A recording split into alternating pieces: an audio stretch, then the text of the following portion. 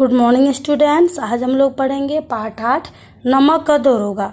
ये एक कहानी है जिसको लिखने वाले हैं मुंशी प्रेमचंद्र। और इस कहानी में उन्होंने एक ऐसे व्यक्तियों के बारे में बताया है जो लोग रिश्वतखोर हैं, भ्रष्टाचारी हैं। उन लोगों की एक ऐसी सोच को उजागर किया है जैसे मानो ये रिश्वत और भ्रष्टाचार ये सब उनके लिए अपराध न होकर कोई उपलब्धि हो। हमें एक दूसरे के गुणों को, सद्गुणों को अपनाना चाहिए। उनके स्थान पर लोग एक दूसरे को दुर्गुणों को अपने जीवन का आधार मान रहे थे और उन्हें ही अपना रहे थे। तत्कालीन समाज में कुछ ऐसे भी सदाचारी व्यक्ति थे जो किसी भी कीमत पर अपने कर्तव्य पर और अपने धर्म पर डटे रहने को तैयार थे। यानी वो किसी भी प्रकार के रिश्वत को नहीं लेना चाहते थे, कोई भ्रष्टाचार नहीं करना चाहते थे। वो सदैव अपने धर्म पर और अपने कर्तव्य पर ही डटे रहते थे। और कुछ ऐसे पारखी लोग भी जो थे जो इन अमूल्य रत्नों की खोज में रहते थे। तो हम ये पाठ शुरू करते हैं। जब नमक का नया विभाग बना और ईश्वर प्रदत्त वस्तु के व्यवहार का निषेध हो गया तो लोग चोरी छिपे इसका व्यापार करने लगे। अनेक प्रकार के छल प्रपंचों का सूत्रपात हुआ। कोई घूस से काम निकालता था तो कोई चालाकी से। अधिकारियों के पौ 12 थे। पटवारी का सम्मान पद छाड़ कर लोग नमक के विभाग में प्रवेश लेने को, महादरोगा पद पाने को ललचाते रहते थे। नमक का एक जब नया विभाग बना तब ईश्वर प्रदत्त जितनी भी वस्तुएं थी उनके व्यवहार करने में रोक लग गई थी। तब भी लोग क्या करते थे? चोरी छुपे उनका व्यापार करते थे। इस तरह अनेक प्रकार के छल प्रपंचों का, रिश्वत का, घूस का, इन सभी चीज़ों का सूत्रपात हुआ। कोई घूस से काम निकालता था, कोई चालाकी से।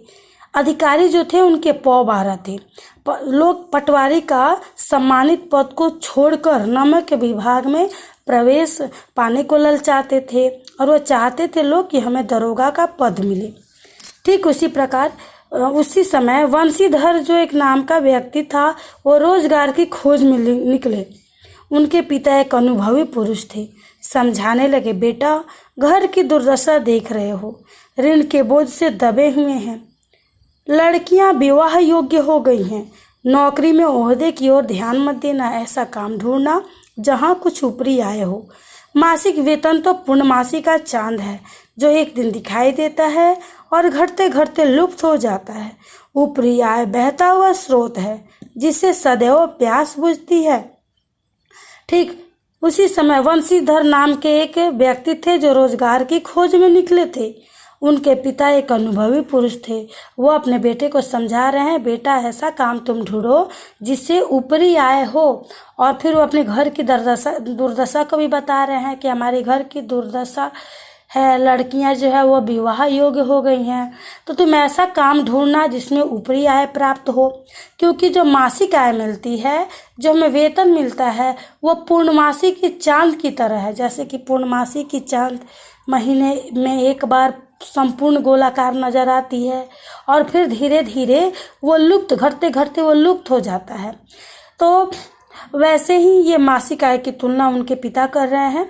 और जो ऊपरी आय है उनको उन्होंने कहा है कि ये बहता हुआ स्रोत है जिससे हमेशा प्यास बुझती है।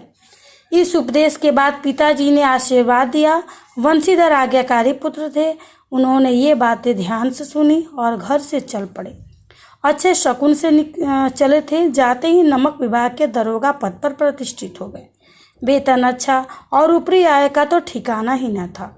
वृद्ध मुंशी जी को सुख संवाद मिला तो फूले न समाये। अभी पिताजी अपना आशीर्वाद दे रहे हैं, उपदेश भी दे रहे हैं।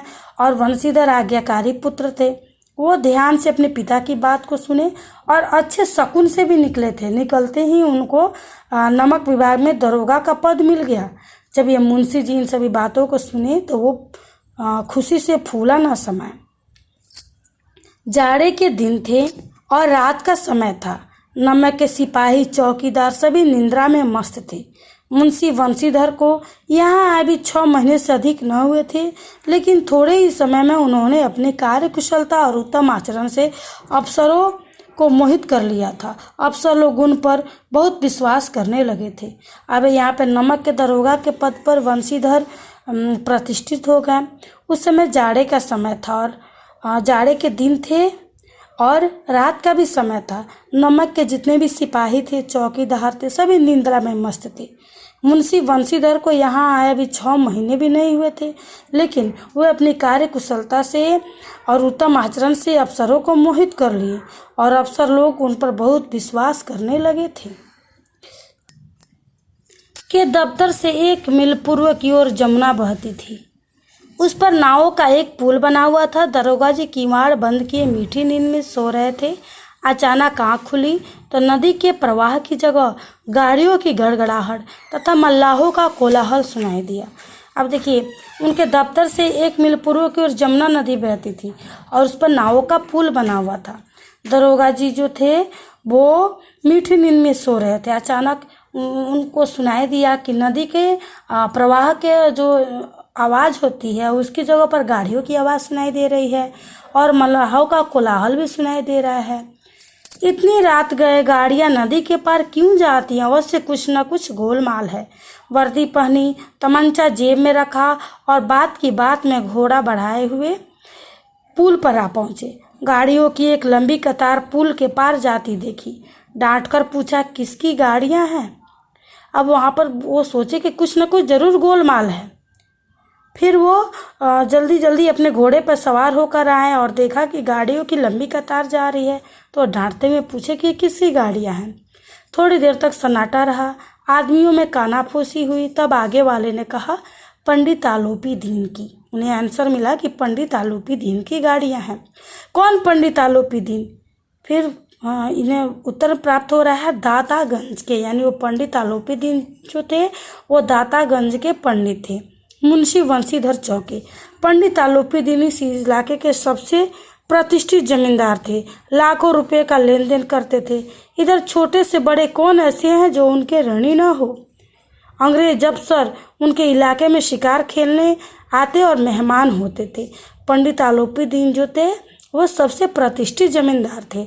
सभी छोटे बड़े उनको जानते थे। अंग्रेज अफसर जो भी थे शिकार खेलने जब भी जाते थे तो उनके यहाँ वो मेहमान होते थे, उनके यहाँ जाते थे। चाय नाश्ता उनका होता था, नाश्ते पानी का प्रबंध किया जाता था।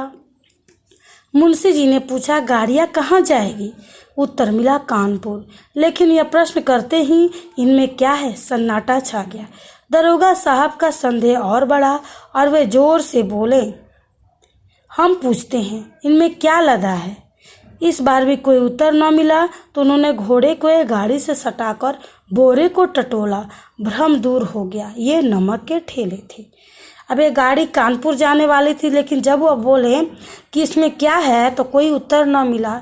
जब उन्होंने बोरे को टटोला तो उसमें नमक के ठेले भरे हुए थे, जो वो जा रहे थे नदी के उस पार।